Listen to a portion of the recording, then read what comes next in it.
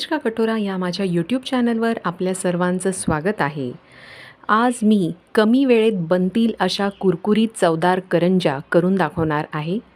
तर होळी स्पेशल हा पदार्थ मी करून दाखवत आहे। यासाठी मी पॅन घेतलेला आहे, त्यावर 1 चमचा खसखस मी परतून घेत आहे। त्यानंतर मी 1 चमचा पांढरे तीळ परतून घेत आहे। आणि आता मी काजू बदामचे काप इथे घेतलेले आहेत। तुमच्या आवडीनुसार तुम्ही काजू बदामचे काप घेऊ शकता। आणि त्यामध्येच 1 चमचा चारोळीसुद्धा मी घालत आहे। तर हे सगळं मी परतून घेणार आहे। त्यानंतर मी 1.5 कप तर सुक्या खोबऱ्याचा कीस मी इथे घेतलेला आहे, तो सुद्धा मी परतून घेणार आहे। तर साधारण तांबूस रंग येईपर्यंत तो सुक्या खोबऱ्याचा कीस परतून घ्यायचा आहे। आता मी हा कीस थंड करण्यासाठी ठेवत आहे गॅस बंद केल्यावर। खोबऱ्याचा कीस थंड झालेला आहे, त्यामध्ये चिमूटभर मीठ मी घालत आहे आणि जे परतून घेतलेलं साहित्य आहे ते सुद्धा यामध्ये मी घालत आहे। या ठिकाणी अर्धा कप पिठी साखर मी घेतलेली आहे, तर जशी लागेल तशी त्यामध्ये ती घालायची आहे।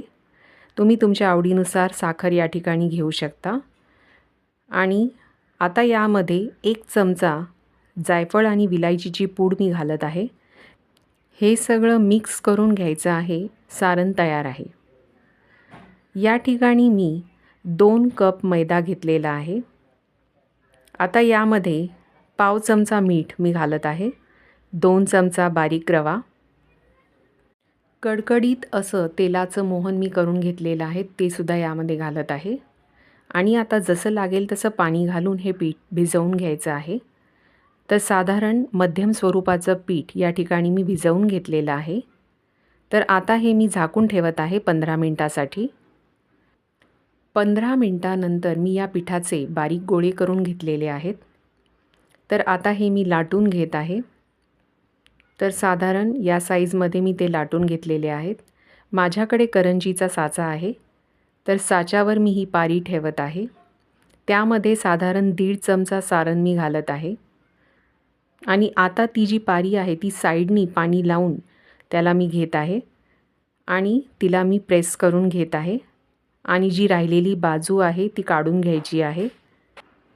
अशाच प्रकारे मी बाकीच्या करंज्या करून घेणार आहे। तर साच्यामुळे तुम्ही कमी वेळेत जास्तीत जास्त करंज्या बनवू शकता।